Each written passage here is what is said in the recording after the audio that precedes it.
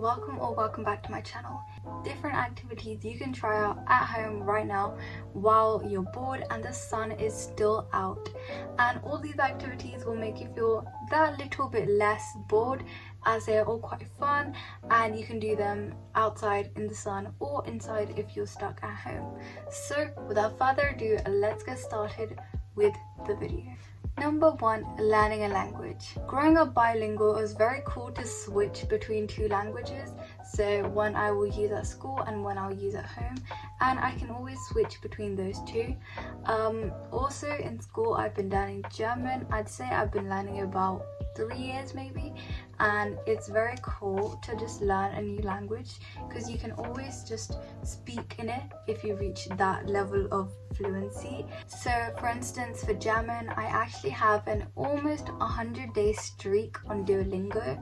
I have a 90-day streak right now as of filming this video, and I really like Duolingo because although it doesn't make you really fluent in the language, it will give you these basic words and phrases that you can use. Even if you won't use them day to day, it will help you just build your knowledge of grammar and vocabulary for the particular language that you're learning.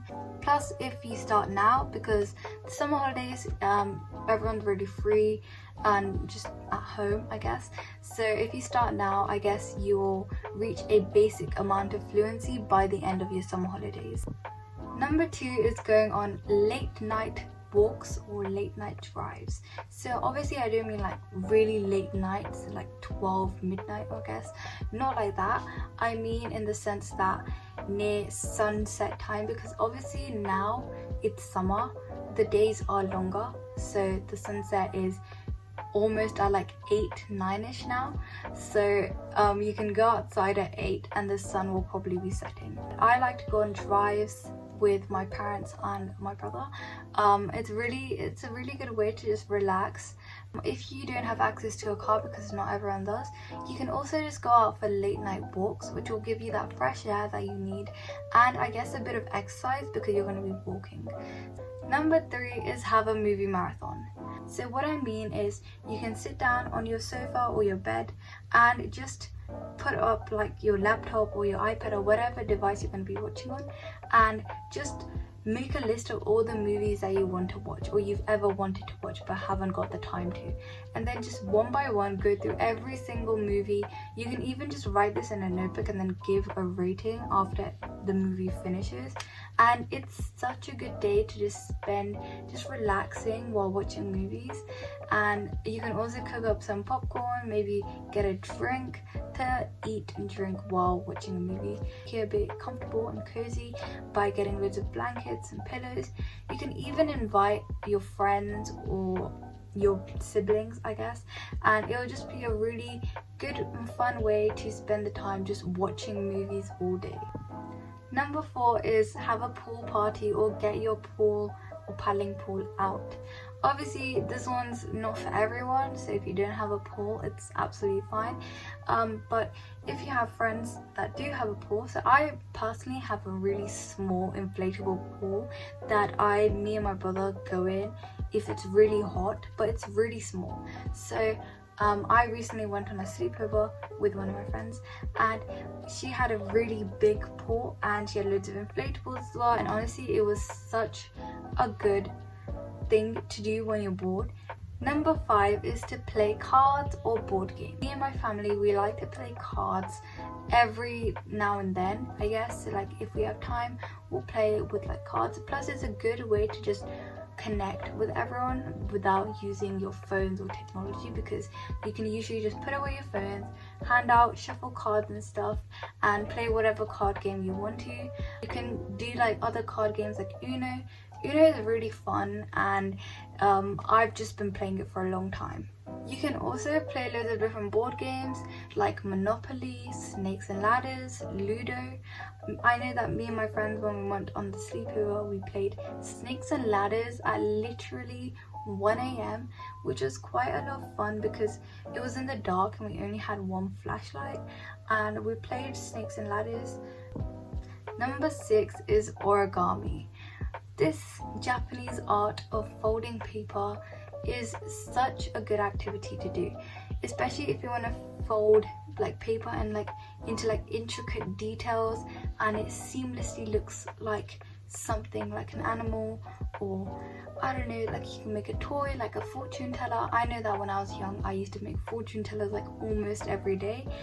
I also have had I've had this origami book for so long. I've had it for like 5-6 years just like in my room, and it has loads of different things. It has like toys, animals, decorations, traditional Japanese origami, etc, etc, and some of them are really hard, I have to admit, and then some of them are quite easy.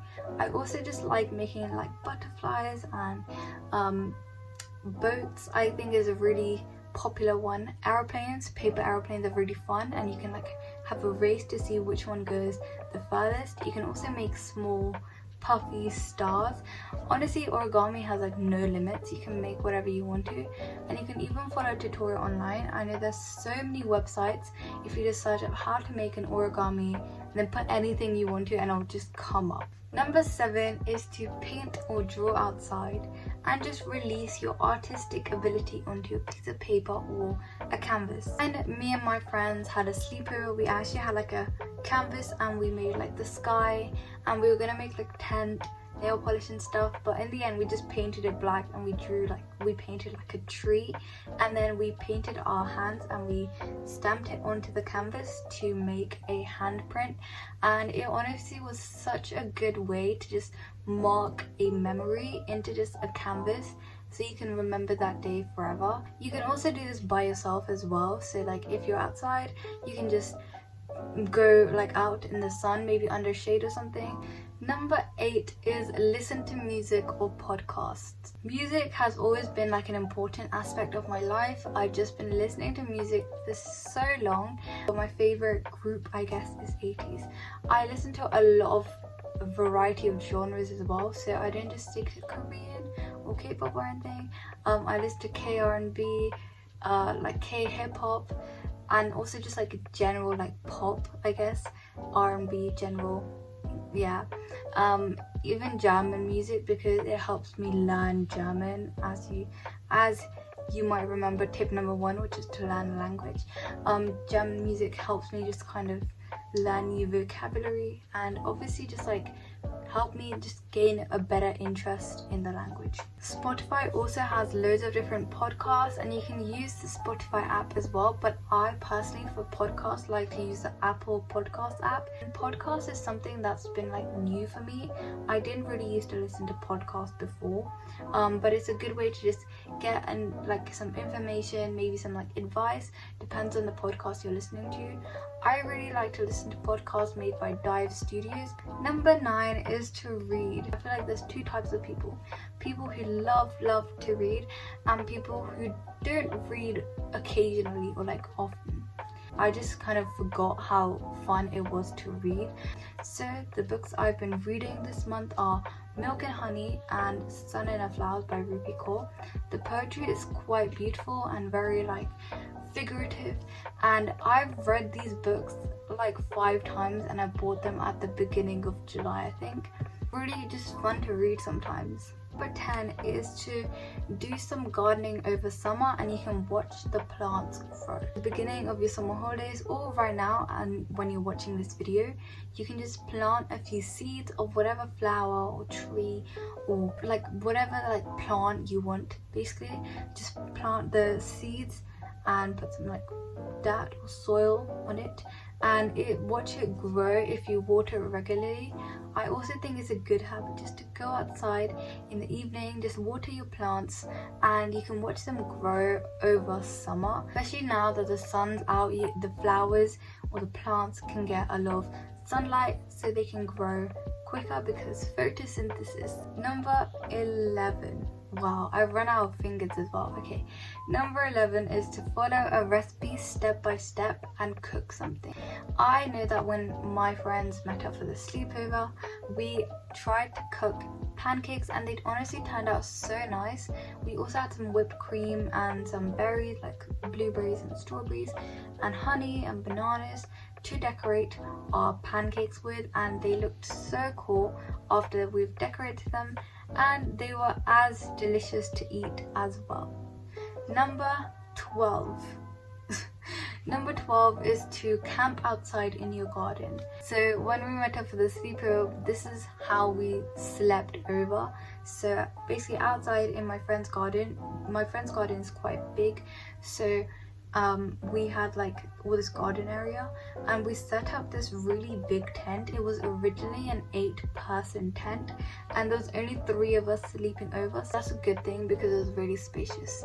And we set up air beds inside of it, and then we slept on those air beds. The tent itself was quite strong, so even if like it did rain when we slept over, but it just made the air a bit colder, and like nothing else happened. So it was a really fun experience. Number 13 is to do some coloring. I feel like when I was a kid, coloring was such a fun activity to do. I remember buying loads of coloring books and then using coloring pencils and crayons and felt tip markers just to fill a whole page with color. And it's really rewarding to see your page filled with color and look so beautiful afterwards. That's why I recommend coloring. It's really relaxing, and you don't actually need to buy an actual like paper coloring book. You can just download like loads of apps, and you can do this on your phone or like a bigger device like your iPad. Apps like Sandbox is a really cool one because you can color by number, and it's so cool to see what you've made afterwards. I also recommend like just searching up coloring on the App Store or Google Play, and it will come up with like some different ones which you can color in or you can fill the colors with. And I tried one of these, and it took me 10 minutes to make the one that you're probably seeing right now, and it was like a heart with like flowers growing out of it, and it was so cool. But it took me like 10 minutes, and it definitely relaxed me a lot. Plus the app that I used, I think it was just called like coloring. The app that I used actually had like built-in music, so I turned on harp music, and it was so relaxing. Number 14 is to try and do a yoga session.